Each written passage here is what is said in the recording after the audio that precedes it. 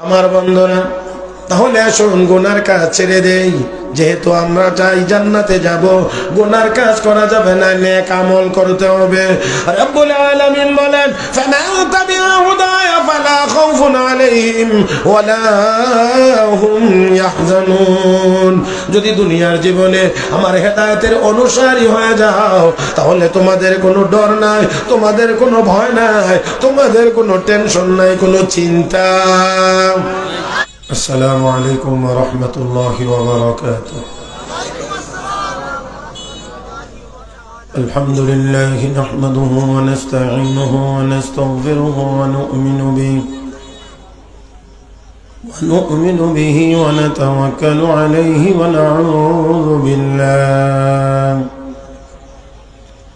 ونعوذ بالله من شرور أنفسنا ومن سيئات أعمالنا. من يهده الله فلا مضل له ومن يضلله فلا هادي له. ونشهد أن لا إله إلا الله وحده لا شريك له. ونشهد أن سيدنا وسندنا وحبيبنا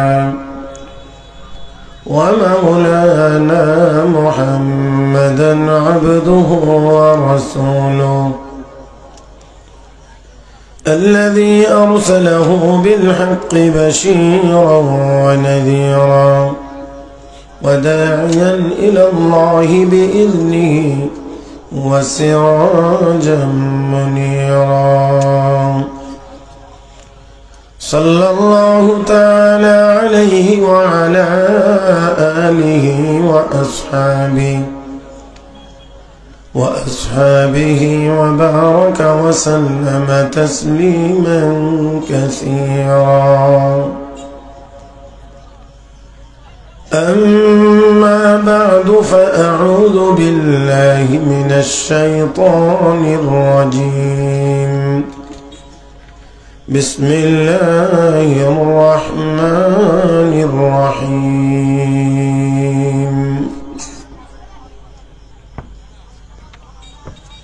قلنا اهبطوا منها جميعا فإما يأتينكم مني هدى فمن تبع هداي فلا خوف عليهم ولا هم يحزنون. صدق الله مولانا العظيم وصدق رسوله النبي الأمي الكريم، ونحن على ذلك لمن الشاهدين والشاكرين، والحمد لله رب العالمين. اللهم صل على محمد وعلى آل محمد كما صليت على إبراهيم وعلى آل إبراهيم إنك حميد مجيد. اللهم بارك على محمد وعلى آل محمد كما باركت على إبراهيم وعلى آل إبراهيم إنك حميد مجيد. নয়াগ্রাম খালের মুখ যুব সমাজ ও গ্রামবাসীর উদ্যোগে আয়োজিত আজকের দ্বিতীয় বার্ষিক তাফসীরুল কুরআন মাহফিলের চলমান অধিবেশনের মুহতারাম সভাপতি দামাত বারাকাতুহুল আলিয়া, উপস্থিত হযরত উলামায়ে কেরাম, সমবেত দিনদার ইমানদার মুসলমান ভাইরা, পর্দার আড়ালে অবস্থানরত শ্রদ্ধেয় সম্মানিত মা ও বোনেরা, রব্বে করিমের দরবারে শুকরিয়া আদায় করছি যিনি আমাদেরকে দয়া করে মায়া করে মেহেরবানি করে আজকের এই মুবারক মজলিসে আসার বসার, কোরআন ও সুন্নাহর কিছু কথা বলবার ও শুনবার তৌফিক দান করেছেন। মহব্বতের সাথে সবাই মিলে শুকরিয়া আদায় করি আলহামদুলিল্লাহ। দয়া করে যার যার সামনের খালি জায়গাটুকু নিজ দায়িত্বে পূরণ করে নেবেন। দেখে একটু এই দিকে একটু খেয়াল আছে, যার যার সামনের খালি জায়গাটা নিজ দায়িত্বে পূরণ করে নেবেন মেহেরবানি করে।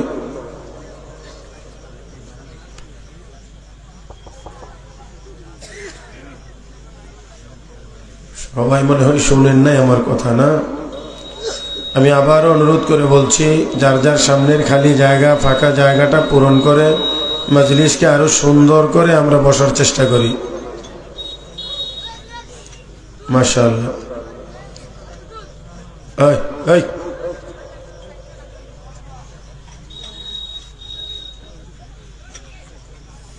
মুহতারাম হাজিরিন, এবার সবাই দয়া করে একটু আমার দিকে তাকান, আর যারা একটু নুয়া রয়েছেন গুজা হয়ে রয়েছেন একটু সোজা হন। মাশাআল্লাহ, মাহফিলে আইলে সন্ধ্যা রাত্রি কেমন জানি একটু সোজা হয়ে আমার দিকে তাকান। মাঝে মাঝে দু একটি কথা বলার দরকার হবে। রাজি আছেন তো ইনশাআল্লাহ? সব জবানে বলেন এই ছোট ফুরুতান যেটা ফুরুতা এটির আওয়াজ বড় হয়, জানার আওয়াজ বড় হয়তো এর একটা হয় না। সুবহানাল্লাহ বললে কোনো গুনাহ হয়? কি হয়? সব জবান খুলে মহব্বতের সাথে বলি সুবহানাল্লাহ, আলহামদুলিল্লাহ, লা ইলাহা ইল্লাল্লাহ, আল্লাহু আকবার। মুহতারাম হাজিরিন, আমি একখান আয়াত তেলাওয়াত করেছি। তেলাওয়াতকৃত আয়াতে কারিমার আলোকে আপনাদের খেদমতে কিছু কথা বলার আশা করেছি। আল্লাহ যেন বলবার, শুনবার, বুঝবার এবং আমল করবার তৌফিক দান করেন। সবাই বলি আমিন। আমরা দুনিয়াতে কেউ ছিলাম না, দুনিয়ায় কেউ থাকবো না, থাকতে পারবো না। কথা কি বুঝেন? আমার ভাষাগত দিক দিয়ে কোনো অসুবিধা নেই তো? আমরা দুনিয়ায় ছিলাম না, দুনিয়ায় থাকবো না, থাকতে পারবো না। দুনিয়া থাকার জায়গা না, দুনিয়া এটা চলার পথের জায়গা। চলন্ত অবস্থায় কেউ কয়নি আমি অমুক জায়গাতে অবস্থান করতেছি। মনে করেন একজন মানুষ হাঁটতেছে, তো হাঁটার সময় তার অবস্থান হয় না, বলা যায় যে ওই জায়গাটার কাছাকাছি এখন আসি, আমি হাঁটতেছি। মুহতারাম হাজিরিন, দুনিয়াটা আমাদের চলার জায়গা, আমরা কিন্তু চলমান। জন্ম হয়েছিলাম ছোট্ট, আস্তে আস্তে হইলাম বড়, হয়ে গেছে অনেকে হয়ে গেছি বুড়া। তাহলে বোঝা গেল আমরা কোথাও কোনো জায়গাতে স্থিতিশীল নাই, আমরা চলন্ত অবস্থায় আছি। কথা ঠিক কিনা? তাহলে চলন্ত অবস্থায় যদি আসি, তাহলে আমরা চলে চলে যাচ্ছি কোথায়? মুহতারাম হাজিরিন, আমরা সবাই কবরের দিকে যাইতে আছি, আমরা সবাই মরণের দিকে যাইতে আছি। সন্দেহ আছে কোনো? হ্যাঁ, সন্দেহ আছে কোনো? ইচ্ছাই হোক অনিচ্ছাই হোক, যাওয়ার ইচ্ছা থাক আর না থাক, আমরা সবাই মৌতের দিকে আগাইতে আছি। দিন যত যাচ্ছে আমরা মৌতের তত কাছাকাছি হইতেছি, যত দিন যাচ্ছে আমরা মরণের তত কাছাকাছি যাচ্ছি। মূল কথা হলো আমার দুনিয়াটা থাকবার জায়গা না, এখানে কেউ থাকতে পারে নাই, কেউ থাকতে পারতেছে না, কেউ থাকতে পারবেও না। তাহলে দুনিয়া যদি থাকার জায়গা না, আমি আপনাদেরকে এরপর একটি কথা জিজ্ঞেস করি, কতক্ষণ থাকবো দুনিয়ায়? থাকতে পারবো না বুঝলাম, কিন্তু কতক্ষণ আসি? মুহতারাম হাজিরিন, কতক্ষণ আসি এটাও আমাদের কাহারও জানা নাই। কতক্ষণ আসি 2 মিনিট সময়ের কোনো গ্যারান্টি আমাদের কারো কাছে নেই। আছে? 2টা মিনিটের গ্যারান্টি নাই থাকবা। অথচ এই দুনিয়াতে সম্পদের পাহাড় জমানোর জন্য কেউ চুরি করি, কেউ ডাকাতি করি, কেউ দুর্নীতি করি, কেউ আরো আরো আরো আরো অনেক রকমের অনেক ধরনের অন্যায় অপরাধে আমরা লিপ্ত আছি। জোরে কোন ঠিক কিনা? মুহতারাম হাজিরিন, তাহলে আমরা দুনিয়ায় ছিলাম না, আমাকে আপনাকে দুনিয়ায় কে পাঠাইলেন? আস্তে কোন কে? কেন পাঠাইলেন? কোনো উদ্দেশ্য নাই না আছে? কোনো উদ্দেশ্য নাই না আছে? উদ্দেশ্য কি? আল্লাহ তাও কোরআনে বর্ণনা করে দিয়েছেন। وما خلقت الجن والإنس إلا ليعبدون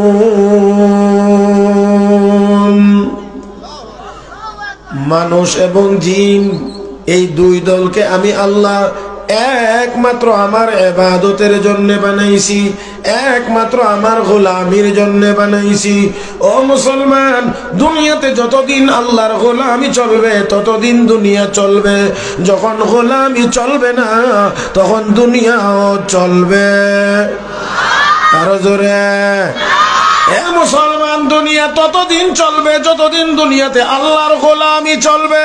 গোলামি চলবে না, আল্লাহর ইবাদত বন্দেগী চলবে না, তাহলে দুনিয়াও চলবে না।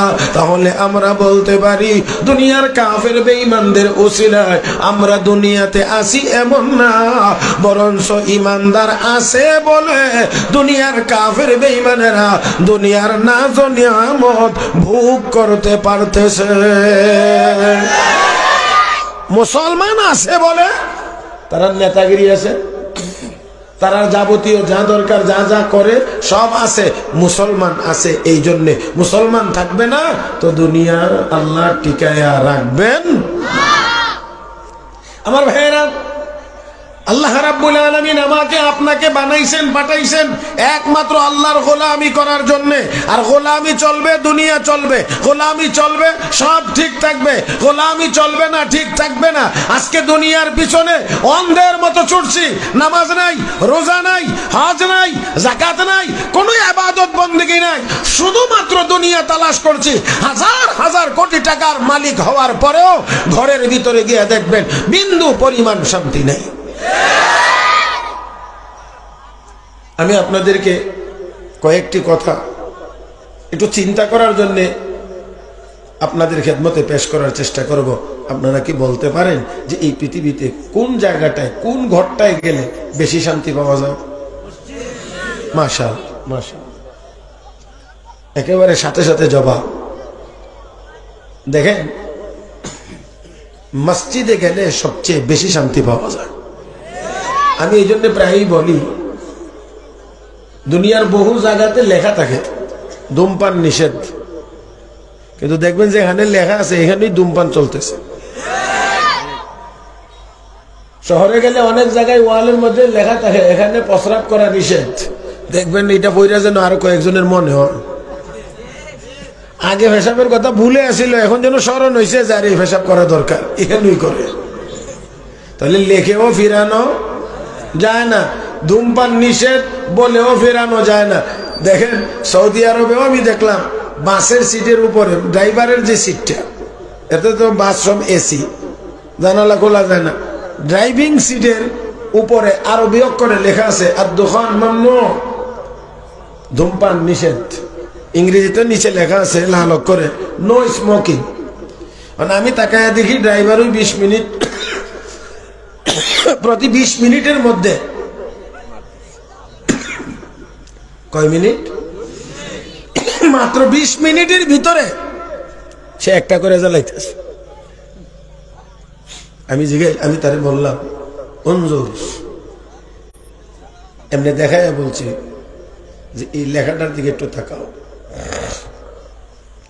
সে আমারে যা বুঝাইতে চাইছে সেটা হলো যে আমি যদি এখনই ঘন ঘন সিগারেট না খাই তাহলে আমি গাড়ি চালাইতে পারবো না। কথা বুঝছেন না? যেখানে লেখা সেই লেখাটার নিচেই তার সিট, ড্রাইভিং সিট, এখানে বসে সে 20 মিনিট অন্তর অন্তর বিড়ি জ্বালাইতে আছে, টানতে আছে। আর কয়টা না জ্বালাইলে আর না টানলে বলে সে গাড়ি ঠিক মতো চালাইতে পারবে না। আপনারা বলেন মসজিদের কোন ওয়ালে লেখা আছে ধূমপান নিষেধ? পরেরটা বললাম না, এটার তো সম্ভাবনাই নাই। ধূমপানের কথাটাই বললাম, কোন ওয়ালের মধ্যে লেখা নাই। কিন্তু কেউ মসজিদে গিয়ে ধূমপান করার চিন্তা করে? দুনিয়ার সব জায়গার মধ্যে উঁচা নেচা আছে, ধনী দরিদ্র, নেতা কর্মী, অফিসার পিয়ন, এরকম উঁচা নেচা আছে, বৈষম্য আছে। কিন্তু একমাত্র জায়গা যার নাম মসজিদ, সেখানে গেলে কোনো বৈষম্য নেই। সবাই সমান, সবাই সমান, সবাই সমান। রাষ্ট্রপতি যেই মালিকের কদমে সেজদা দেয়, রাষ্ট্রপ্রধান যেই মালিকের কদমে সেজদা দেয়, একজন দিনমজুরও সেই মালিকের কদমেই সেজদা দেয়। এই জন্য এখানে গেলে রাজা প্রজা নাই, ধনী দরিদ্র নাই, নেতা কর্মী নাই, সবাই সমান এক আল্লাহর গোলাম। আমার ভাইরা, আমার বন্ধুরা, তাহলে সবচেয়ে বেশি শান্তি পাওয়া যায় মসজিদের ভিতরে গেলে। ও মুসলমান, তাহলে যতদিন পর্যন্ত আমাদের জীবন মসজিদ কেন্দ্রিক হবে না, ততদিন পর্যন্ত আমাদের ঘরের ভিতরে, সমাজের ভিতরে শান্তির আশা করা যায় না। কষ্ট হবে নাকি আপনাদের? আমি খুব লম্বা সময় আপনাদেরকে কষ্ট দেব এমন না, আর অনেক ওলামায়ে কেরাম আছে, গুরুত্বপূর্ণ বয়ান আপনারা শুনবেন ইনশাআল্লাহ। এর আগে আমি কয়েকটি কথা আপনাদের খেদমতে আরজ করতে চাই। মুসলমান আমাদের জীবন যাপন হবে দৈনিক 5 বার মসজিদের মধ্যে আসা যাওয়ার মাধ্যমে। কথা বলেন দৈনিক 5 বার আসা যাওয়া হবে আল্লাহর ঘর মসজিদে। তাহলে সম্পর্ক যদি মসজিদের সাথে হয়, তাহলে জীবন যাপন হবে মানুষের মতো। মসজিদের সাথে যদি সম্পর্ক না হয়, সম্পর্ক হয় সিনেমা হলের সাথে, তাহলে জীবন যাপন হবে গরু ছাগলের মতো।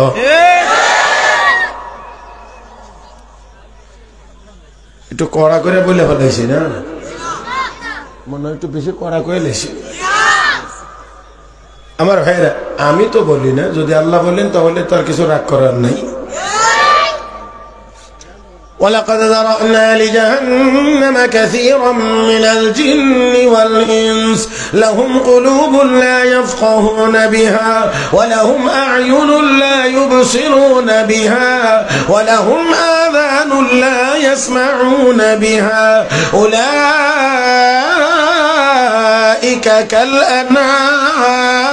كالأنعام بل هم أضل أولئك هم الغافلون।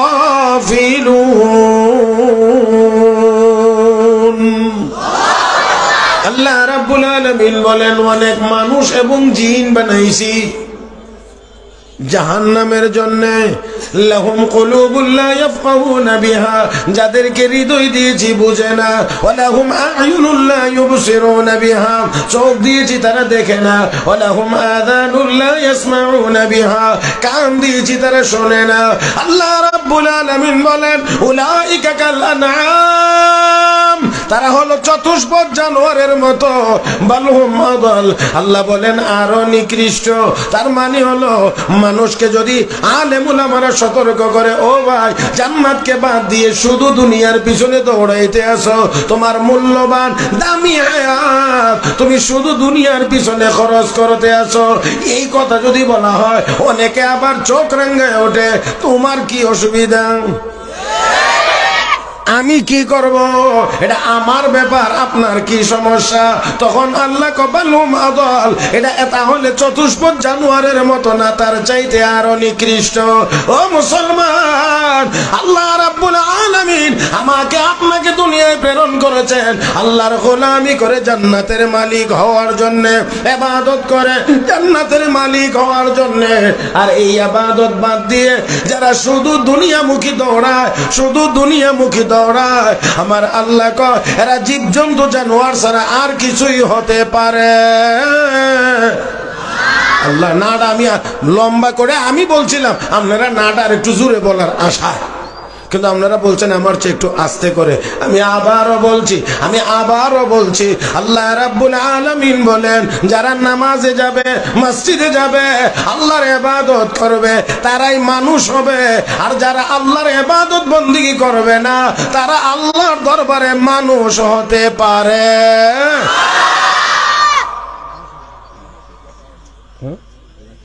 এবার ঠিক আছে নি? আচ্ছা যাক, আপনি যখন কইছেন ঠিক আছে তো মানি নিলাম। আর কষ্ট হইতেছে না তো?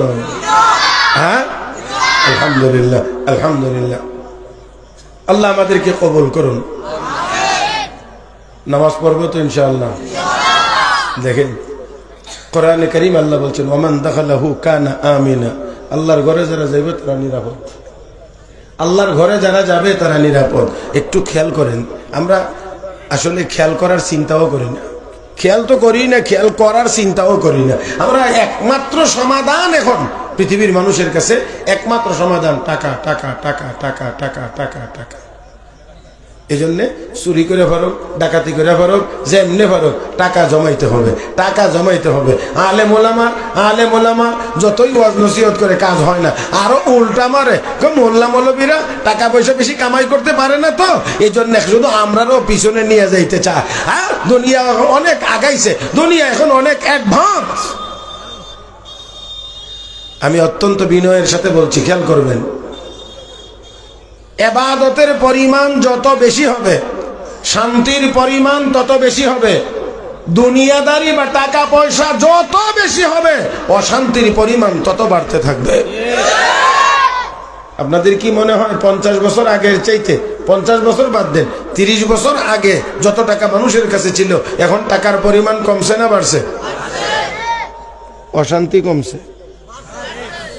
হ্যাঁ, আগে গরু বাইরে রাখা যেত, এখন ঘরেও রাখা যায় না, নাকি? আগে গরু বাইরে বাইন্ধা রাখলেও গরু থাকছে, এখন ঘরেও রাখা যায় না। কেন? টাকা আপনার, পকেট আপনার, কোড আপনার, পকেট আপনার, লয়ে জায়গা আরেকজনে। আঙ্গুলের কামলা আছে না? তাহলে আমাদের টাকা বেশি হইলো, শান্তি বেশি হইলো না কেন? আর একটু যদি না বলি তাহলে মনে হয় কথাটা পরিষ্কার হবে না।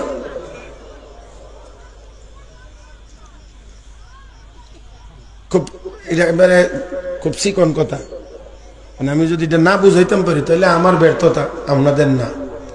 তবে অনুরোধ করবো আমার দিকে তাকাইয়া শুনবেন, খেয়াল করিয়া।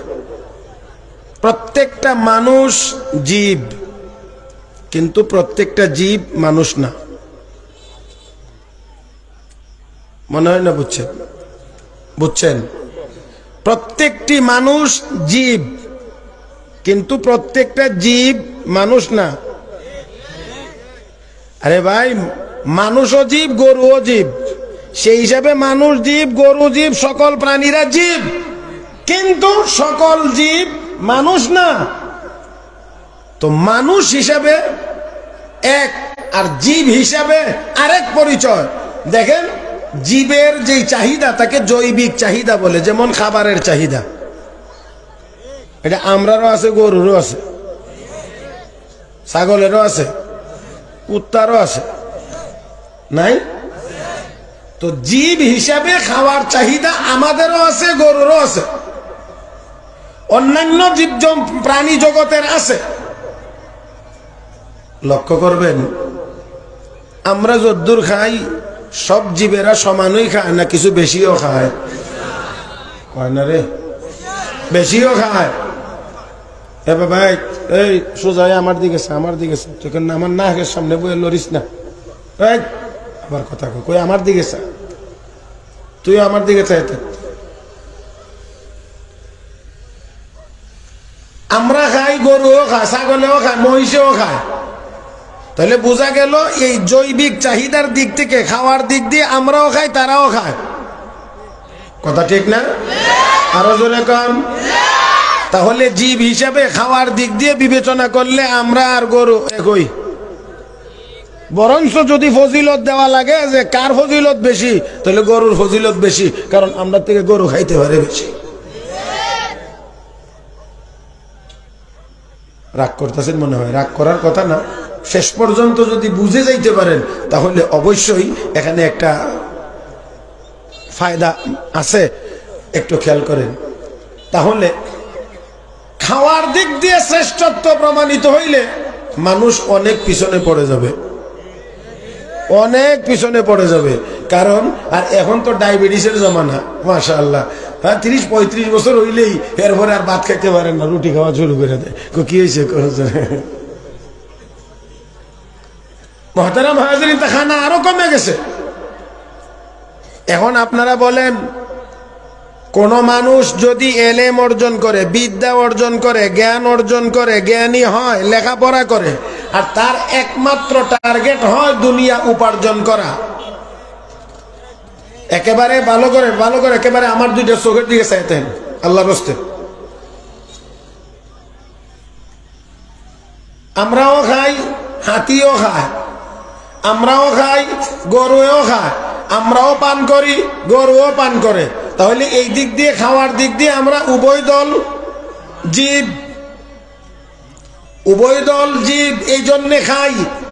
এখন যদি কোনো মানুষ এলেম অর্জন করে, বিদ্যা অর্জন করে, শিক্ষিত হয়, লেখাপড়া করে, তার একমাত্র উদ্দেশ্য থাকে আমার পেট চালানো, পেট বাঁচানো, পেট ভরা, তাহলে এই লেখাপড়া দিয়ে সে শিক্ষিত মানুষ হতে পারে না, সর্বোচ্চ একজন শিক্ষিত জীব হইতে পারে।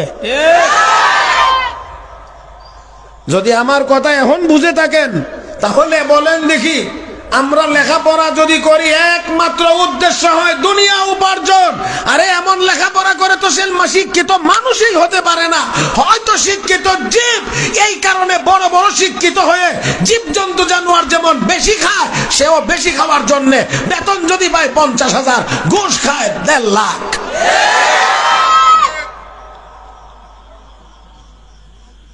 কিন্তু যদি মানুষ হয়, তাহলে মানুষ হইতে গেলে কোরআনের ইলম লাগবে।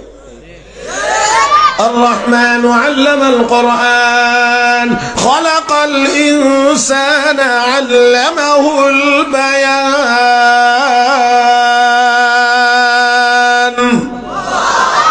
আরে জোরে কান। শিক্ষা দিয়েছেন কোরআন, সৃষ্টি করেছেন মানুষ, দয়াময় আল্লাহ তিনি। ও মুসলমান, তাহলে বোঝা গেল কোরআন যারা শিখবে তারা মানুষ হবে। ও মুসলমান, বর্তমান দুনিয়ায় দেখেন উলামায়ে কেরাম যারা আছেন, আলেম উলামা, তাদের উপার্জন একেবারে সীমিত, কিন্তু আল্লাহর ফজল করমে কোরআন শিখে মানুষ হওয়ার কারণে অল্প বেতন হওয়ার পরেও কোথাও কোনো চুরি ডাকাতির মামলার আসামি কোন আলেম ওলামা হয় না। কারা হয় এটা আমি বলবো না, আপনার মেয়ে সাহেবরা হয় না, ইডই আমি কইলাম, বাকিটা কইলে আপনারা অনেক আবার রাগ করবেন না, এই জন্য আমি আর বলবো না। না রাগ করেন আর না করেন, তারপরেও বলবো না। কে হয় এটা আমার দরকার নাই, মেয়ে সাহেবরা হয় না। মাদকের ছড়াছড়ি, পুলিশ, র্যাব, বিজিবি দিয়েও মাদক নিয়ন্ত্রণ করা যাচ্ছে না, কিন্তু আজও পর্যন্ত কোন মিয়া সাহেবের হাতে মদের বোতল পাওয়া যায় না।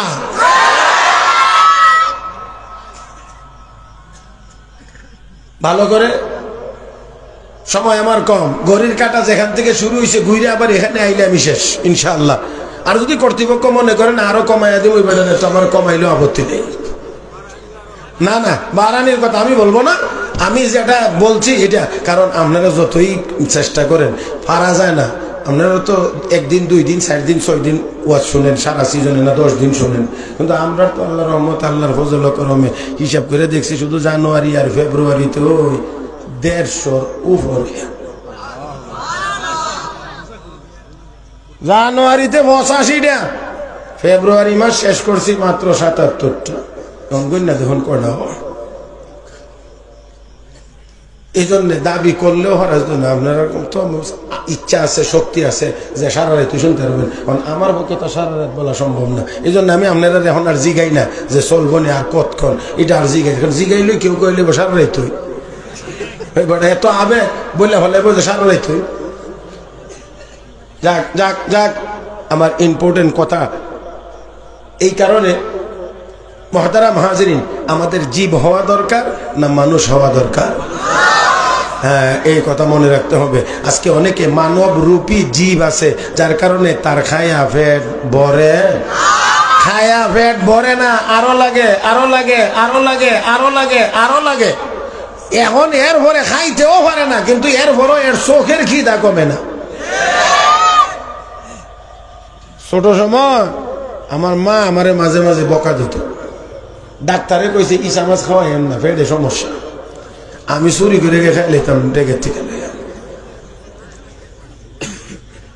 আবার অন্য জায়গার কথা কইেন না, আবার যেটা কইছি এটা ঘরের ভিতরে মা রান্দা তৈছে আমি ভাই দেখে খাই লিতাম তো ধরা হয়ে গেলে গা তখন মা আমার এক বক্ত আর কইতো গাড়ি এর তো ফেডে বুক না এর চোখে বুক কথা বুঝছেন না তো আমাদের দেশেও কিছু কিছু মানুষ আছে যাদের পেটে বুক আর নাই ফেডে আর জায়গা নাই কিন্তু এর চোখের বুক জিন্দেগি তো দূর হয় না মূল কারণ হলো সে শিক্ষিত মানুষ হতে পারে নাই শিক্ষিত জীব হয়েছে জীবের যেমন জীবনেও চাহিদা পূরণ হয় না তারও চাহিদা পূরণ হয় না মানুষ যদি হয় তাহলে অবশ্যই অবশ্যই সে আল্লাহর হুকুমের চিন্তা করে সে হারাম পথে পা বাড়াবে না হালালের উপরে সে সন্তুষ্ট থাকার চেষ্টা করবে এই জন্য আল্লাহওয়ালারা ওলামায়ে কেরাম বুজুর্গানে দিন দুইটা রুটি পাইলে এক গ্লাস পানি হইলে খায় আলহামদুলিল্লাহ আল্লাহ তুমি খাওয়াইছো আর দুনিয়াদার দেখবেন 12টা পরোটা খাইছে দুই বেলে ডাইল ভাজি খাইছে দুইটা ডিম খাইছে এরপর এদিক ওদিক চা পেট মরা আর কি খাইলাম রে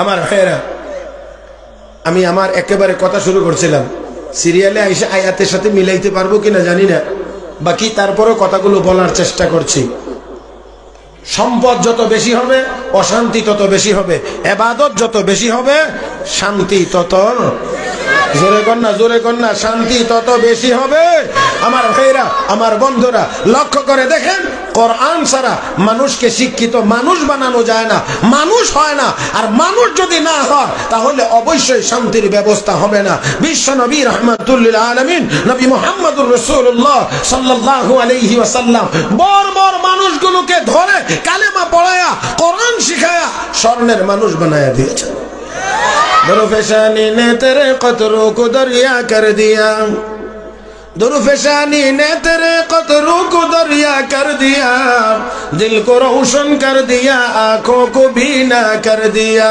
जो न थे खुद राह पर गैरों के आदी बन गए क्या नजर थी जिसने मुर्दों को मसीहा कर दिया क्या नजर थी जिसने मुर्दों को मसीहा कर दिया যেই মানুষগুলো ছিল ক্যান্সারে আক্রান্ত রোগী বিশ্ব নবী তাদেরকে বানিয়ে দিয়েছেন গোটা উম্মতের জন্য বড় ডাক্তার সাহাবায়ে কেরাম তারা ডাক্তার হয়ে গিয়েছেন ও বন্ধুরা কেন কেন আল্লাহর নবী তাদেরকে ওইটাই শিখাইছিলেন এটাই বলেছিলেন তুমি দুনিয়ায় ছিলে না তুমি দুনিয়ায় থাকবে না তুমি দুনিয়ায় থাকতে পারবে না মালিক পাঠাইছেন মালিকের কাজ করার জন্য গোলামি করার জন্য ইবাদত করার জন্য আল্লাহর হুকুম মানার জন্য মুহতারাম হাজিরিন যার কারণে বিশ্ব নবীর ইন্তেকালের পরে সাইয়েদনা আবু বকর সিদ্দিক রাদিয়াল্লাহু তাআলা আনহু খলিফাতুল মুসলিমিন হয়েছেন খলিফাতুল মুসলিমিন সহজ কথা আমরা বুঝবার জন্য বলি তরজমা বলছি না বুঝার জন্য বলি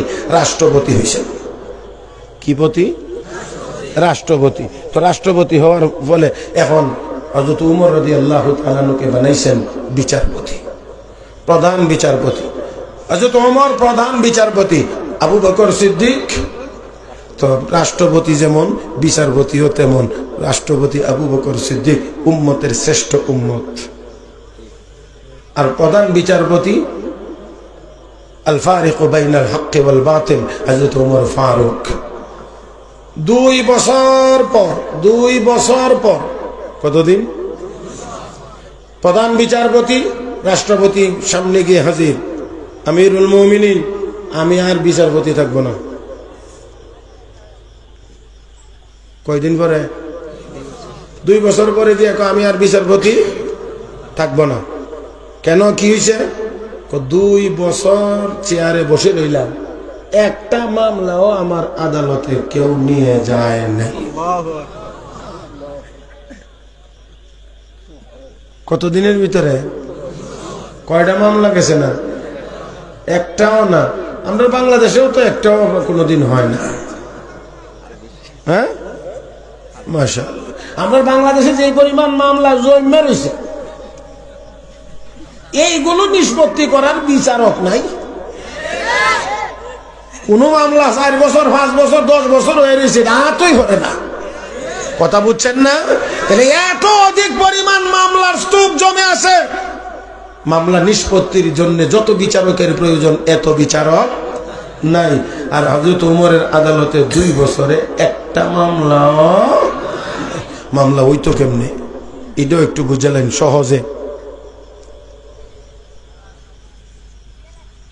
হযরত ওমর রাদিয়াল্লাহু তাআলা আনহু দেখেন মাঠের ওই কোনায় একজন মহিলা, বিধবা মহিলা, একলা একলা থাকে। হযরত ওমর চিন্তা করেন, আর এই মহিলাটা একা একা থাকে, রাত্রে যদি তার পানির প্রয়োজন হয় পানি পাইব, আমি একটু পানিটা নিয়ে তার বাড়ির টাঙ্কিটা দিয়ে তখন দিতে গেলে দিনের বেলা যদি যাই তাহলে মহিলা বিব্রত হতে পারে। চিন্তা করলেন গোপনে নীরবে নিয়ে দিয়ে আসবো, নীরবে। রাত্রে গেছেন পানি নিয়ে, গিয়ে দেখেন মহিলার বাড়ির টাঙ্কিটা কে জানি আগেই পানি দিয়ে বইরা দিয়ে গেছে। কি ব্যাপার, আমার মনে হয় একটু দেরি হয়ে গেছে, এই জন্য কেউ দিয়ে লাইছে ফাঁকে। আচ্ছা কালকে আরেকটু আগে আসবো। পরদিন পরের রাত আরেকটু আগে গেছেন, তাও গিয়ে দেখেন কে জানি পানি ভরে দিয়ে গেছে। 3 নম্বর রাত্রে আরো আগে গেছেন, গিয়ে দেখ কে জানি পানি ভরে দিয়ে গেছে। তোমার 3 রাত আইলাম পানি দিতে পারলাম না, আমার আগে আগে পানিটা কে দিয়ে যায়, এখন আর পানিটা নিয়ে দেওয়া না, কে দিয়া যায় আগে হেরে ধরে লই, দেখি কে পানিটা দিয়ে যায়। তোমার রাত্রে সুবিধা মতো জায়গাত গিয়া নীরবে, কারণ হযরত ওমর তো আর জিন ভূত ফেরেত শয়তানরে ডরায় না। ওনারা বুঝেন না কথা, হযরত ওমর তো আর জিন ভূত ফেরেত শয়তানরে ডরায় না, শয়তানের বাপে শুদ্ধ হযরত ওমরে ডরায়। আমরা তো শয়তানে দেখলে সালাম ওয়েলকাম, আর এমনও আমরা কেউ কেউ আছি যারা দেখলে শয়তানেও মাথা নিচু করে দিয়া করি, তোর মতো ডিগ্রি তো আমারও নেই। কারণ এত মিশা কথা আমিও কইতে পারি না, তুই যত মিশা কথা কইতে পারিস। এই জন্য আমি বলি, আগে ইমানদারেরা, আগের দিনে মুসলমানেরা সত্য কথা বলতেন, ঠেকায় বললে হয়তো বা কেউ কেউ মিথ্যা কথা 1-2টা বলছেন। আর এখন আমরার অবস্থা হলো সারাদিন ওই মিশা কথা কই, মানে ঠেকলে 2-1টা সত্য কথা কই, অবস্থাটা এমন। আর মোবাইল শরীফ বাইরে, মোবাইল শরীফ মিথ্যা কথা আরো সহজ করে দিছে, কথা ঠিক না? আল্লাহ আমাদের হেদায়েত নসিব করুন, সবাই বলি আমিন। হযরত ওমর ফারুক রাদিয়াল্লাহু তাআলা আনহু বসে আছেন, অপেক্ষা করতেছেন কে পানি নিয়ে যায় একটু দেখব। একটু যখন নীরব, আর মানুষের স্বাভাবিক চলাফেরা নাই, এমন সময়ে দেখা যায় কলস কাঁধে একজন ব্যক্তি এগিয়ে আসতেছে। বডির সুরত নমুনায় দেখা যায় এটা কোনো জিন হবে না, হ্যাংলা পাতলা দুর্বল শ্রেণীর একজন মানুষই হবেন। কোনো মোটা তাজাও না, দ্রুত গতিতেও হাঁটে না, সারাটা শরীর কাপড় দিয়ে পেঁচানো ঢাকা, শুধু চোখগুলো খোলা। হযরত ওমর যেই হোক, মানুষ হোক আর জিন হোক, যেই হোক আগে আমাকে একটু দেখতে হবে। পিছন দিক দিয়ে জড়িয়ে ধরেছেন, ধরেই এবার চেহারা থেকে কাপড়টা টান দিয়ে নামানোর পরে দেখতে পাইলেন এই কাপড়ের ভিতর থেকে যেই চেহারাটা বেরিয়ে এসেছে, এই চেহারাটাই হলো আবু বকর সিদ্দিক। এত আস্তে সুবহানাল্লাহ বললেন। রাষ্ট্রপ্রধান আবু বকর সিদ্দিক পানি নিয়ে দিয়ে যান। আমিরুল মুমিনিন 3 রাত আসলাম পানি দেওয়ার জন্য, কিন্তু এসে দেখি আমার আগে কে পানি দিয়ে চলে যায়। দেখার জন্য ধরলাম, বেয়াদবি হয়েছে ক্ষমা করে দিবেন। বুঝতে পারলাম নবীর জীবদ্দশায় সওয়াবের প্রতিযোগিতায় আমি আপনার সাথে পারি নাই, আর আজকে বুঝলাম নবীর ইন্তেকালের পরেও আমি সওয়াবের প্রতিযোগিতায় আপনার সাথে পারলাম না। আল্লাহু আকবার। যেই রাষ্ট্রপতির এবার আবু বকর ওমর, শোনো, এই মহিলাটা তো আমার দেশের নাগরিক। ওই যে মাঠের কোনায় থাকে, মহিলাটা আমার দেশের নাগরিক, আর আমি এই দেশের প্রধান, দায়িত্বটা আল্লাহ আমাকে দিয়েছেন। এই মহিলা যদি পানির জন্য কষ্ট করে, হাসরের ময়দানে আমি আবু বকরকে আল্লাহর আদালতে জবাব দিতে হবে। ও মুসলমান, সেজন্য রাষ্ট্রপ্রধান রাতের অন্ধকারে মহিলার বাড়িতে নিয়ে পানি দিয়ে আসে। এখানে বিচারপতি 2 বছর কেন, আরো বসে থাকলেও তো মামলা হওয়ার কথা। মাশাআল্লাহ। আমি এরপর আর বলবো না। আমাদের বাংলাদেশে মাঝে মাঝে পত্র পত্রিকায় আসে, পাওয়া যায় পিয়নের ঢাকা শহরে 5টা বাড়ি। এক অফিসের পিয়ন ওনার ঢাকা শহরে মাত্র 5টা বাড়ি। তাহলে পিয়নের চাকরি বাবারি বাবা এত বরকতি চাকরি যে এখানে চাকরি দিয়ে যে বেতন পাওয়া যায়, এই বেতন দিয়ে ঢাকা শহরে 5টা বাড়িও করা যায়। আল্লাহ তুমি আমারে আর এত এই বিষয়ে আমার আর বুঝবার দরকার নাই, তবে আমি অদ্দূর বুঝি এটা বেতনের টাকা না। আরো জোরে বেতনের টাকা দিয়ে হয় না। কোনটা দিয়ে হয় এটা আপনারা খুঁজে বের করেন। আমার ভাই কষ্ট হয়েছেন না? রাগ করতেছেন নাকি? তাহলে আসুন ও মুসলমান, আমরা ছিলাম না, পাঠাইছেন কে? কেন পাঠাইছেন? ইবাদত বন্দেগীর জন্য, আল্লাহর গোলামির জন্য। ও মুসলমান, ইবাদত বন্দেগী করলেই মানুষ হওয়া যাবে। ইবাদত বন্দেগী যদি করে না, মানুষ হওয়া যায় না।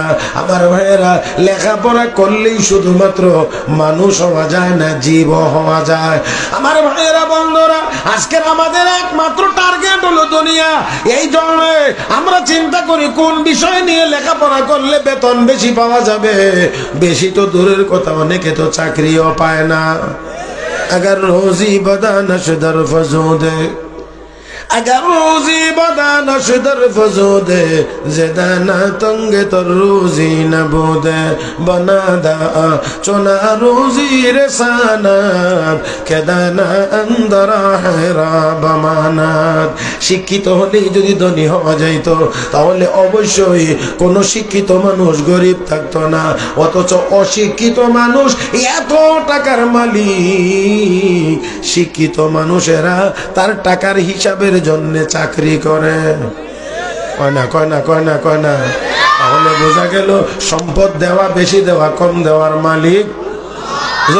জোরে من كان يريد العاجلة عجلنا له فيها ما نشاء لمن نريد ثم جعلنا له جهنم يصلاها مذموما مدحورا ومن أراد الآخرة وسعى لها سعيها وهو مؤمن فأولئك كان سعيهم مشكورا। আল্লাহ গো, দুনিয়া চাইলেই সবাই পাবে না। আমি যাকে দেব সে পাবে, যতটুকু দেব ততটুকু পাবে। চেষ্টা করলেই বেশি পাবে না। ও বন্ধুরা, শিক্ষিত হইলেই বেশি পাবে না। তাহলে আল্লাহ যাকে যতটুকু দিবেন সে ততটুকু পাবে, এর চাইতে বেশি পাবে। ও মুসলমান, আমরা ছিলাম না রব্বুল আলামিন আমাকে আপনাকে দুনিয়ায় পাঠাইলেন আল্লাহর ইবাদত বন্দেগী গোলামি করার জন্য। দুনিয়ায় থাকতে পারবো না, ইবাদত করলেও দুনিয়ার হায়াত শেষ হয়ে যাবে, ইবাদত না করলেও দুনিয়ার হায়াত শেষ হয়ে যাবে। জোরে কোন ঠিক কিনা? আল্লাহর ইবাদত করলেও হায়াত কমতে থাকবে, না করলেও হায়াত কমতে থাকবে। একটা সময় এমন আসবে যেই সময় আমাকে আপনাকে আর সুযোগ দেওয়া হবে না, চলে যাইতে হবে। আমাকে আপনাকে নিয়ে যাবে। ওই দিন যদি বলি প্রস্তুতি নেই নাই, আমার আল্লাহকে সময় কিন্তু বাড়ায়া দেওয়া হবে না। কয় না। আজরাইল যদি সামনে চলে আসে, কিছু ঘুষ-টুস দিয়ে ফিরানো যাবে তো? আজরাইল চলে আসলে কিছু বলে এখন নেন, আবার বসে গায়েন, চলবে? তাহলে দেখেন আল্লাহ সবকিছু আমাদেরকে আগেই স্মরণ করায়া দিয়েছেন। ইয়া আইয়ুহাল্লাযীনা আমানু লা তুলহিকুম আমওয়ালুকুম ওয়ালা আওলাদুকুম আন যিকরিল্লাহ ওয়া মান ইয়াফআল যালিকা ফাউলাইকা হুমুল খাসিরুন ওয়া আনফিকু মিম্মা রাযাকনাকুম মিন ক্বাবলি আন ইয়াতিয়া আহাদাকুমুল মাউত فيقول رب لولا أخرتني إلى أجل قريب فأصدق وأكن من الصالحين ولن يؤخر الله نفسا إذا جاء أجلها والله خبير بما تعملون।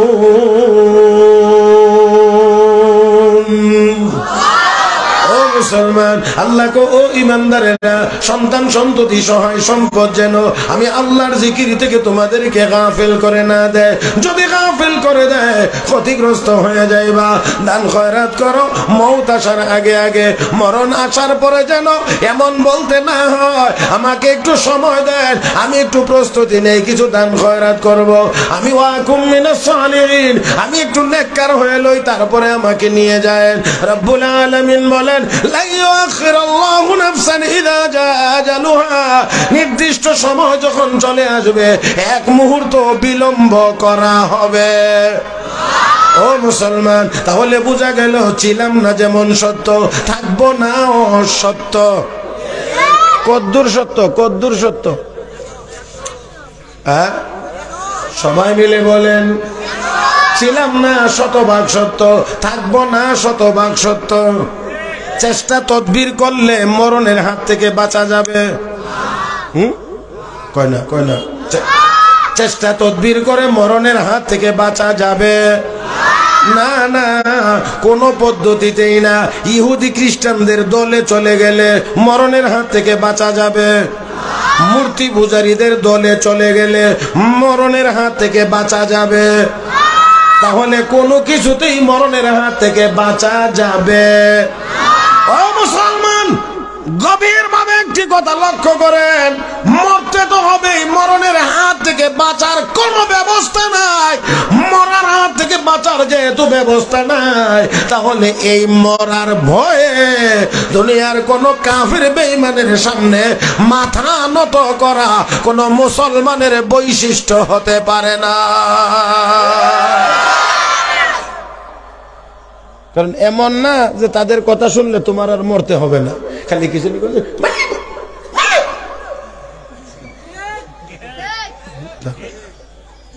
আল্লাহ কষ্ট হচ্ছে না তো? তাহলে আমি একটা হাদিস বলি নাকি? বলবো? আল্লাহ কষ্ট হবে না? হাদিস একটু লম্বা। قال رسول الله صلى الله عليه وسلم يوشك الأمم أن تداعى عليكم كما تداعى الأكلة إلى قصعتها قيل ومن قلة نحن يومئذ يا رسول الله لا قال لا بل أنتم يومئذ كثير ولكنكم غثاء كغثاء السيل ولينزعن الله من صدور عدوكم المهابة منكم وليقذفن الله في قلوبكم الوهن قيل وما الوهن يا رسول الله قال حب الدنيا وكراهية الموت أو كما قال عليه الصلاة والسلام। আল্লাহর নবী বলেন, উম্মত, কোন বাড়িতে যদি বড় খানার আয়োজন করা হয়, ওই বাড়িতে মানুষ যেমন চতুর্দিক দিয়ে আসে এখানে বসে খায়, আমার উম্মত এমন একটা সময় আসবে কাফের বেঈমানেরা এমন ভাবে চতুর্দিক দিয়ে আসবে আমার উম্মত মুসলমানকে খাওয়ার জন্য, মানে ঘ্রাস করার জন্য। সাহাবী প্রশ্ন করলেন, ওয়ামিন কিল্লাতিন নাহনু ইয়াউমাইদিন ইয়া রাসূলুল্লাহ, ও নবী সব কাফের বেঈমানেরা আসবে খাওয়ার জন্য, ওই দিন কি মুসলমান সংখ্যায় কম হবে নাকি? রহমতের নবী বলেন না না, বাল আনতুম ইয়াউমাইদিন কাসীর, ওই দিন তোমরা সংখ্যায় অনেক বেশি হবে আমার উম্মত মুসলমান। কিন্তু ওয়ালাকিন্নাকুম গুসাউন কাগুসাইস সাইল, নদীর মধ্যে স্রোতের পানির ভিতরে খের কোটা যেমন করে স্রোতের পানির টানের সাথে পানির সাথে চলে যায়, আমার উম্মত এমন বিক্ষিপ্ত হবে, কারো সাথে কারো কোনো যোগাযোগ থাকবে না, কারো সাথে কারো কোনো সম্পর্ক থাকবে না। এই কারণে স্রোতের পানির টানে আমার উম্মত এমন ভাবে চলে যাবে, তারা প্রতিহত করতে পারবে না, প্রতিরোধ গড়ে তুলতে পারবে না। আল্লাহ রাব্বুল আলামিনের প্রিয় হাবিব বলেন, ওয়ালা ইয়ানজিআন্নাল্লাহু মিন সুদুরি আদুবিকুমুল মাহাবাতা মিনকুম, কাফেরদের কলবে যে ঈমানদারের প্রতি একটা ভয় ছিল, এটা আল্লাহ সরায়া দিবেন, উঠায়া নিয়ে যাবেন। আর ওয়ালা ইয়াকযিফান্নাল্লাহু ফি কুলুবিকুমুল ওয়াহান, তোমাদের কলবে আল্লাহ ওয়াহান নামের একটা রোগ ঢেলে দিবেন। সাহাবী বলেন, ইয়া রাসূলুল্লাহ, ওয়াহান কোন জিনিসের নাম? নবী কো দুই জিনিস মিললে ওয়াহান হয়, একটা হলো হুব্বুদ দুনিয়া, দুই নাম্বার কারাহিয়াতুল মাউত, দুনিয়ার প্রতি ভালোবাসা, মৌতের প্রতি অনীহা, মৌতের প্রতি ভয়। দুনিয়াকে ভালোবাসবে, না জানি কথা বললে আমার সম্পদ চলে যায়, না জানি কথা বললে আমার জান চলে যায়, না জানি কথা বললে আমার বাড়ি চলে যায়, না জানি কথা বললে আমার গদি চলে যায়, এই জন্য কথা বলবে না। ও বন্ধুরা, দুই নাম্বার হলো কারাহিয়াতুল মাউত, মৌতের প্রতি ভয় বা অনীহা। আমার বন্ধুরা, বিশ্বনবী রাহমাতুল লিল আলামিনের সাহাবীরা সংখ্যায় কম ছিলেন, টাকা পয়সা কম ছিল তাদের, দুনিয়ার প্রতি মহব্বত ছিল না, মৌতের প্রতি কোনো ভয়ও তাদের ছিল না। এই জন্য নিরস্ত্র মুসলমান, অল্প সংখ্যক মুসলমানের সামনে হাজার হাজার সশস্ত্র কাফের বেঈমান টিকতে পারে না, দাঁড়িয়ে থাকতে পারে না। ও ভাইরা, ও বন্ধুরা, স্বল্প সংখ্যক সাহাবায়ে কেরামের সামনে, নিরস্ত্র সাহাবীদের সামনে কাফের বেঈমানরা টিকে থাকতে পারে নাই। আমি এখনো বলছি, আসুন দুনিয়াকে লাথি মারি, আল্লাহর ইবাদতের পথে চলি। হয় নাই? আর একটু ভালো আওয়াজ আশা করছিলাম। আসুন আমরা দুনিয়াকে পিছনে রাখি, আল্লাহর ইবাদতের পথে আমরা চলি, তাহলে অবশ্যই কলবের ভিতর থেকে মরণের ভয় উঠে যাবে।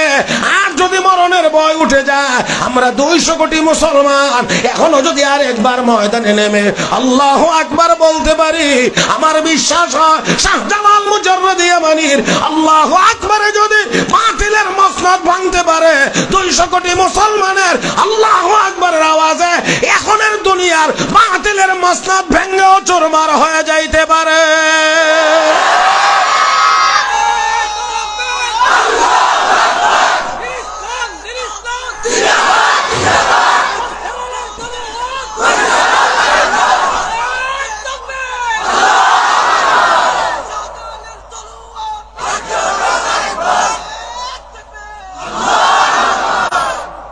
মুহতারাম হাজিরিন,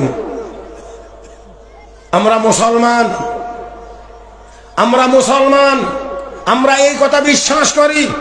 আমরা ছিলাম না, আমরা থাকবো না। তবে ছিলাম না যখন, তখন জান্নাতে ছিলাম, থাকবো না যখন, আবার জান্নাতে যাব। কোথায়? আল্লাহ রাব্বুল আলামিন বলেন, কুলনা হাবিতু মিনহা জামিআন فإما يأتينكم مني هدى فمن تبع هدايا فلا خوف عليهم ولا هم يحزنون। আল্লাহ কো জান্নাত থেকে সব বেরো, জান্নাত থেকে সব বেরো। জান্নাতে রাখবার সময় আল্লাহ কইছিল কারে? আদম আলাইহিস সালাম, রে আদম, يا آدم اسكن أنت وزوجك الجنة وكلا منها رغدا حيث شئتما ولا تقربا هذه الشجرة فتكونا من الظالمين। আদম, তুমি এবং তোমার স্ত্রী জান্নাতে থাকো, বাইরে হওয়ার সময় আল্লাহ কো সব বাইরো, সব বাইরো। তাহলে বোঝা গেল আমরাও জান্নাতে ছিলাম না? ঠিক হয়, আসতে কোন রে। মা বাবা যেখানে, সন্তান, মা বাবা জান্নাতে, সন্তানও, তাহলে আমরা ছিলামও জান্নাতে, যাব। দৃষ্টিভঙ্গির ভিন্নতা আছে, খেয়াল করবেন। কি হয়েছে? আমার দিকে, আমারে থই একজনে কোনান দিয়ে আওয়াজ করছে, আমার রেখেই দিকে চান, তা আমি এদিকে চাই আওয়াজ করি।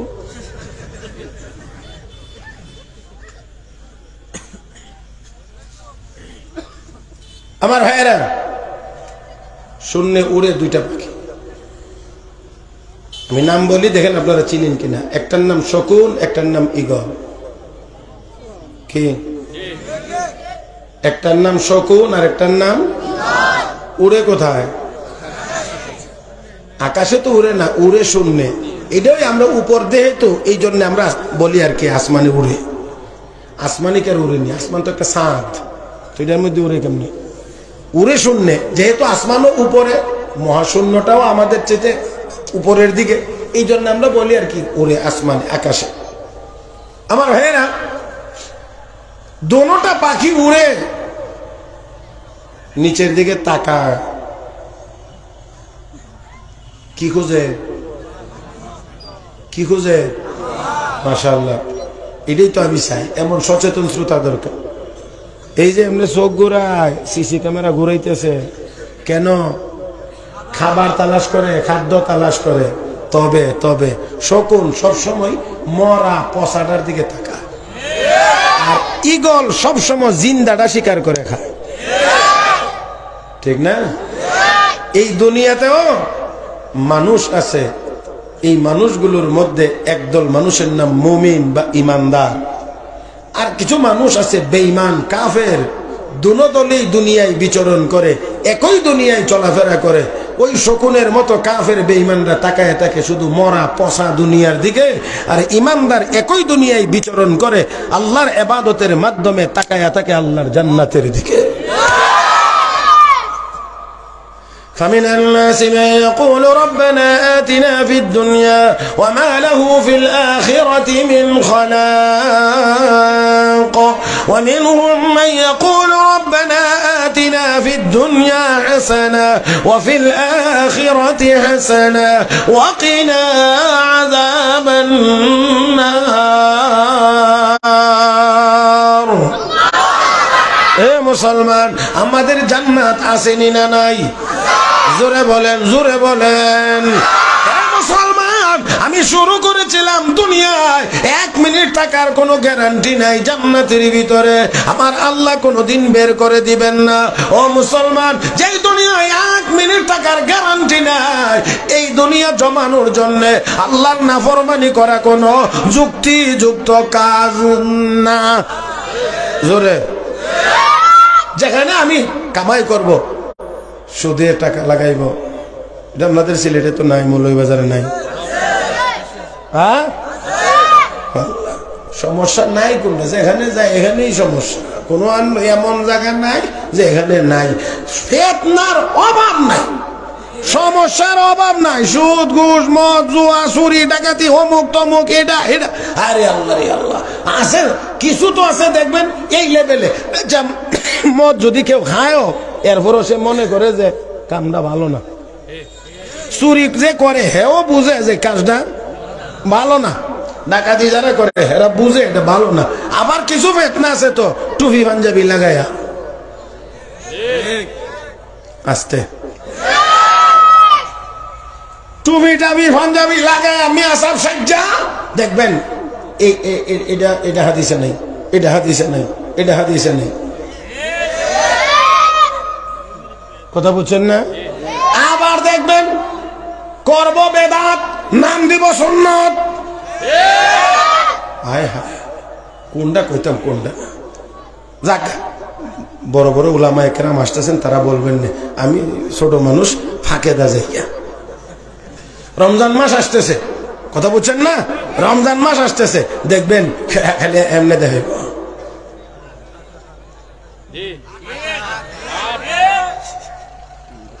কত কি আট, হ্যাঁ আপনারা করে কাপ আওয়াজে বুঝা যায় ফেস আছে। আরো জোরে কোন, এরা জোরে কোন।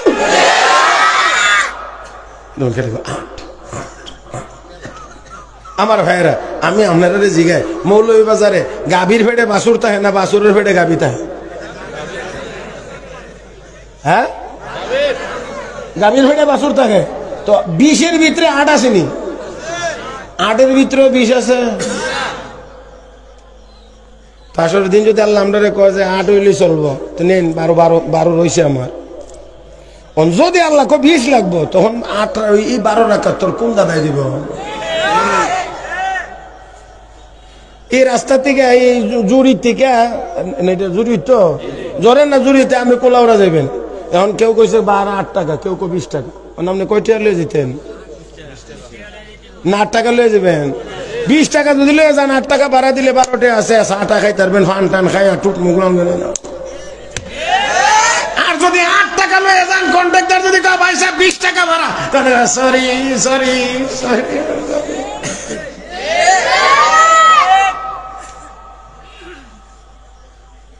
আমার ভাইয়েরা, কেটা 4 রাকাত পড়বেন, 6 রাকাত পড়বেন, 8 রাকাত পড়বেন, আপনার ইচ্ছা।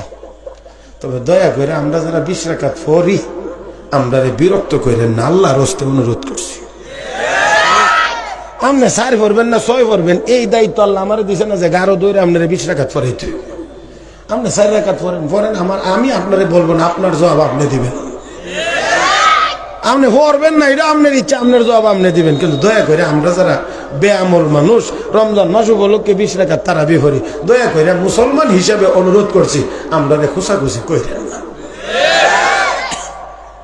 আর কিতা কইতাম, আল্লাহর হস্তে বলছি। মুহতারাম হাজিরিন, আসেন। তারপরে দেখবেন আবার কইব কিছু কিছু আছে, মানে বাংলা 2-1 খান হাদিসের কিতাব তরজমা করছে আর কি, কদ্দুর আমি ফইরই বেটা গিয়ে হুজুর আমি তো বুখারী শরীফ ভাবছি। কই ভাইছে? বুখারী শরীফ 10টা কিতাবের না 5টা কিতাবের মাঝখানে বুখারী শরীফ তৈলে খুঁজে বাইর করে আনতে পারবে যেটা বুখারী শরীফ। আমার ভাইয়ের আসুন, মেহেরবানি করে আমরা অনুরোধ করছি, ইমাম বুখারী রহমতুল্লাহ আলাইহি আমাদের, আবার ইমাম আবু হানিফা রহমতুল্লাহ আলাইহি আমাদের। ইমাম আবু হানিফা রহমতুল্লাহ আলাইহি অনেক অনেক অনেক ঊর্ধ্বে, অনেকে বুঝে না বুঝে মুসলমান ইমাম আবু হানিফার ব্যাপারে বাজে মন্তব্য করে থাকে। আমি মনে করি তারা না বুঝে করে। বিনয়ের সাথে বলছি, বিনয়ের সাথে বলছি, ইমাম আবু হানিফা তো ইমাম আবু হানিফা অনেক অনেক উপরে। ইমাম মালিক রহমতুল্লাহ আলাইহি মদিনার বাসিন্দা। ইমাম মালিক ইমাম দারুল হিজরা, পৃথিবীর বুকে সাহাবায়ে কেরামের পরে যাকে প্রথম মুহাদ্দিস বলা হয় তিনি ইমাম মালিক। সেই ইমাম মালিক রহমতুল্লাহি আলাইহির সাথে সাক্ষাতের জন্য গেছেন ইমাম আবু হানিফা মদিনায়। যাওয়ার পর ইমাম মালিক জিজ্ঞেস করে, মিনাই নামটা কোত্থেকে আসছেন? মিনাল কুফা, কুফা থেকে আসছে। এমনি ইমাম মালিক একটু খুশা মারলেন। খুশাটা হলো আল কুফি লা ইউফি, কুফার মানুষ কথা দিয়ে কথা রাখে না, এরা গাদ্দারি করে। হযরত হুসাইনকে সিটি দিয়ে নিছে, দাওয়াত দিয়া নিয়ে পরে শহীদ করছে। এই দিকে ইঙ্গিত করে আল কুফি লা ইউফি, কুফার মানুষ কথা দিয়ে কথা রাখে না। এই কথা যখন বলছে, এই কথা যখন বলছে, ইমাম আবু হানিফা আর দেরি করেন না, সাথে সাথে কয় وممن حولكم من الأعراب منافقون ومن أهل المدينة وممن حولكم من الأعراب منافقون ومن أهل المدينة আমাদের আশেপাশে মুনাফিক আছে, মদিনার ভিতরেও মুনাফিক আছে। যেই মাত্র আয়াত কদ্দুর পড়ছে এমনি ইমাম মালিক কয় ইন্নী আযুন্নু আন্নাকা আবু হানিফা, আমার মনে হয় আপনি আবু হানিফা। 80 হিজরিতে জন্ম, 150 হিজরিতে ইন্তেকাল।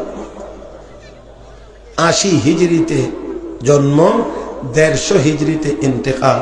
নবীর সাহাবী, নবীর সর্বশেষ সাহাবী, আবারও বলছি নবীর সর্বশেষ সাহাবীর ইন্তেকাল 110 হিজরিতে। হযরত আবু তুফাইল আমিরি রাদিয়াল্লাহু তাআলা আনহু, যার ইন্তেকাল 110 হিজরিতে। ইমাম আবু হানিফার জন্ম 80 হিজরিতে। তাহলে যখন সাহাবী, সর্বশেষ সাহাবী ইন্তেকাল করেন, ইমাম আবু হানিফার বয়স তখন 32 বছর। তাহলে সাহাবীদের যুগ পাওয়া মানুষ আমি এর বেশি আগাইতে চাই না। সাহাবীদের যুগ পাওয়া মানুষ ইমাম আবু হানিফা। ভাই আমার যাক, আমি কোনটা বলতে গিয়ে কোনটা গেছি গিয়া বলছিলাম যে সমস্যার অভাব নাই, সমস্যার অভাব নাই। আবার অনেকে দেখবেন মাশাআল্লাহ কাজ করবে বেদাত আর নাম দিবে সুন্নত।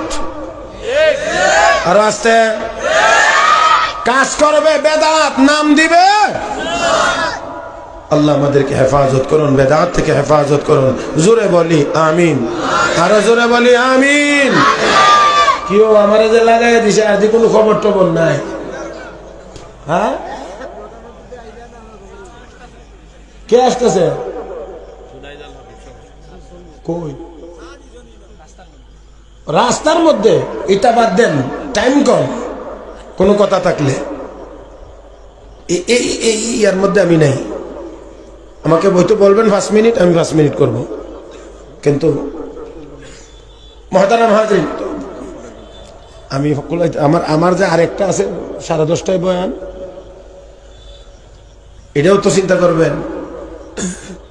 আমার জীবনে এক বড় হুজুরে ধরাইবার লাগে, মানে উনি আসতেছেন, রাত 8টায় বয়ান শুরু করছি, 12:30টায় শেষ করছি। আল্লাহর ফজল করমে হুজুর আর ধরাইতাম পারছি না।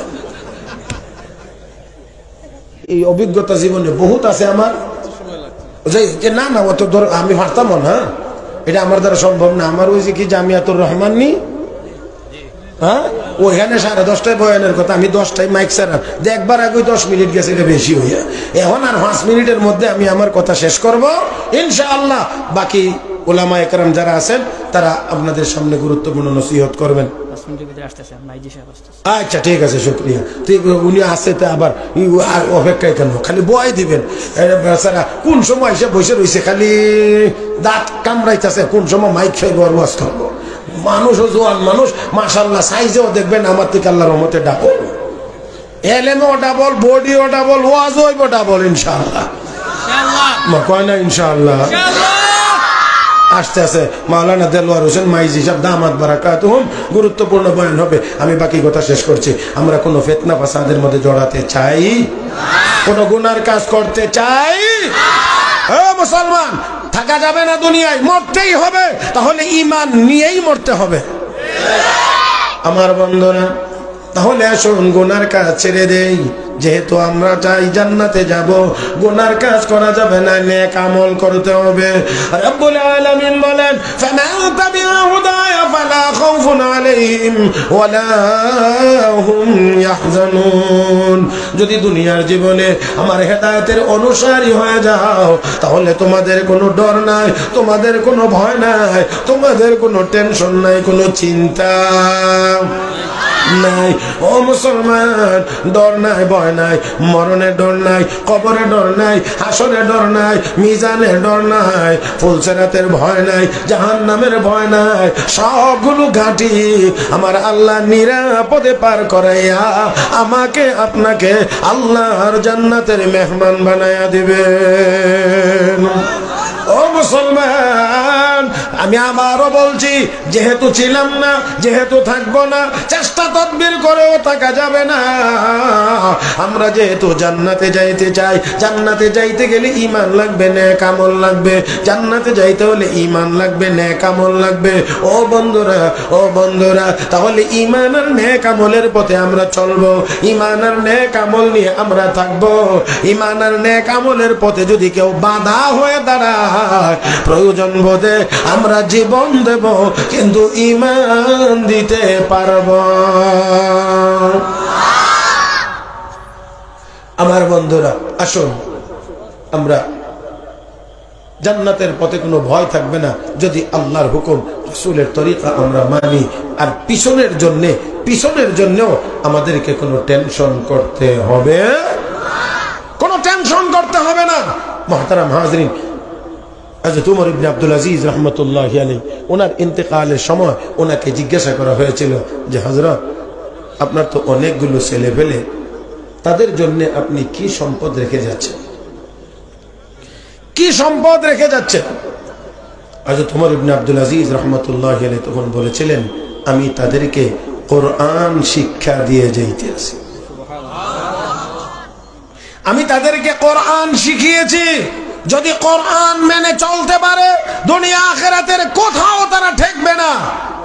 ইতিহাস প্রমাণ করে ওনার ইন্তেকালের পরে ওনার সবগুলো ছেলে এক একটা প্রদেশের গভর্নর নিযুক্ত হয়েছেন।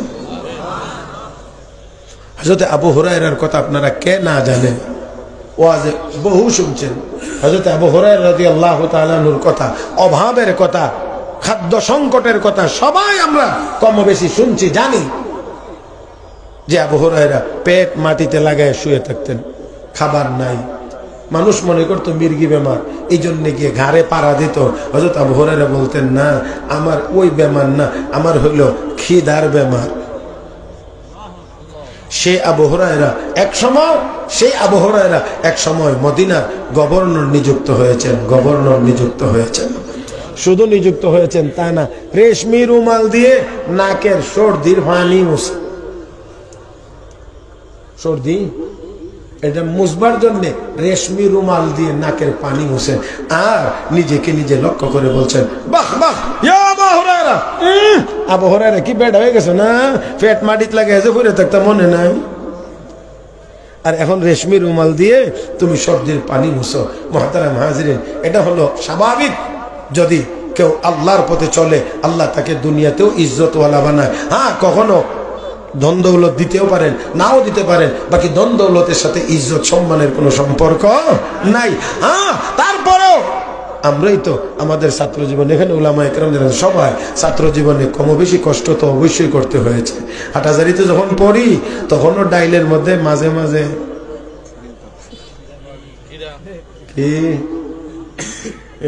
কিরানা পিঁয়াজ বুঝবার কাইছে।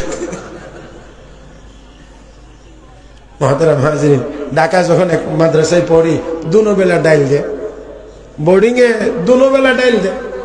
তো সকালের নাস্তা ভাত উঠাই 9টার দিকে, খাই জোহরের নামাজের পরে, ভাতও গরম ডাইলও গরম না।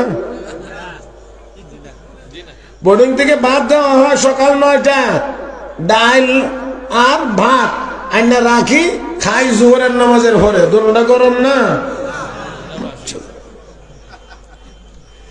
রাত্রের খানা দেয় আসরের নামাজের পরে, আসরের নামাজের পরে খানা উঠাইয়া রাখি, খাওয়ার টাইম রাত 10টা, গরম না। আচ্ছা, এইভাবে কয়দিন চলে? মুফতি সাহেব হুজুর ধরলাম সবাই মিলে, হুজুর অবস্থা তো বেশি খারাপ,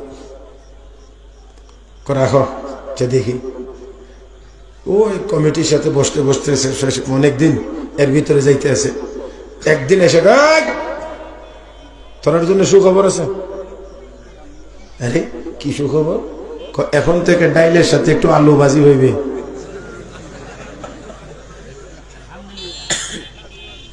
কি দিবেন? ডাইলের সাথে একটু এক চামচ, চামচ আবার এত বড় না, আলু। সুবহানাল্লাহ, ওদের আলু ভাজি ডাইলের সাথে খাওয়া যাবে শূন্য।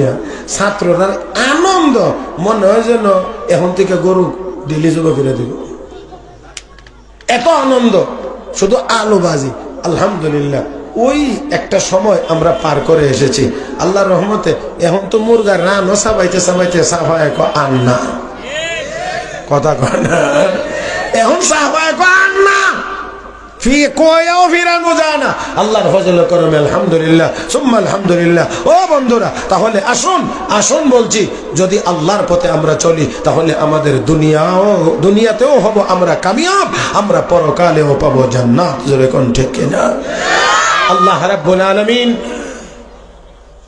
আইসেনি, আল্লাহ রাব্বুল আলামিন আমাদের সবাইকে আল্লাহর হুকুম, নবীর তরিকা মেনে চলার তৌফিক দান করুন, বলি আমিন। জোরে কোন আমিন।